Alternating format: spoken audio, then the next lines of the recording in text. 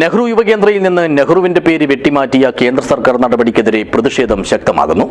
Youth Congress Kasaragod ജില്ലാ കമ്മിറ്റിയുടെ നേതൃത്വത്തിൽ പ്രവർത്തകർ കാഞ്ഞങ്ങാട്ടെ നെഹ്റു സ്മൃതി മണ്ഡപത്തിൽ നെഹ്റു സ്മൃതിജ്വാല സംഘടിപ്പിച്ചു. This news sponsored by Forever for everyone. Shobhika Weddings, Big Mall, Kanangad, Kozhikode, Koilandi and Kutyadi.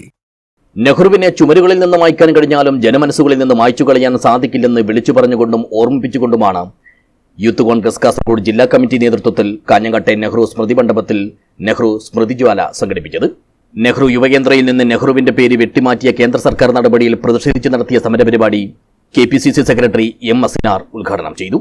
ഇന്ത്യയുടെ പ്രധാനമന്ത്രിയായി ശ്രീ രാജീവ് ഗാന്ധി വന്നപ്പോഴാണ് നെഹ്റു യുവ കേന്ദ്രക്ക് സ്വയംഭരണ അധികാരം കൊടുക്കുകയും അത് സജീവമാക്കുകയും ചെയ്തപ്പോഴാണ് അന്നത്തെ യുവജനക്ഷേമകാര്യ വകുപ്പ് മന്ത്രി മാർഗരറ്റ് ആൽവ അന്ന് കേരളത്തിൽ കാര്യമായി എവിടെയും ഈ നെഹ്റു യുവ കേന്ദ്രമില്ലാതപ്പോൾ കേരളത്തിൽ 2-3 എണ്ണം പ്രഖ്യാപിച്ചപ്പോൾ അന്ന് ആ കമ്മിറ്റിയിലെ അഡ്വൈസറി കമ്മിറ്റിയിലുണ്ടായ ശ്രീ PT തോമസ് ഇടപെട്ടാണ് നെഹ്റു യുവ കേന്ദ്രയുടെ ആദ്യത്തെ ഒരു സംരംഭം എന്ന നിലയിൽ കാസർഗോഡ് ജില്ലയിൽ ആരംഭിക്കുന്നത്. ശ്രീ രാജീവ് ഗാന്ധി ഇന്ത്യയുടെ പ്രധാനമന്ത്രിയായിരുന്ന ഘട്ടത്തിൽ ചടങ്ങിൽ യൂത്ത് കോൺഗ്രസ് ജില്ലാ പ്രസിഡന്റ് KR കാർത്തികേയൻ അധ്യക്ഷനായി.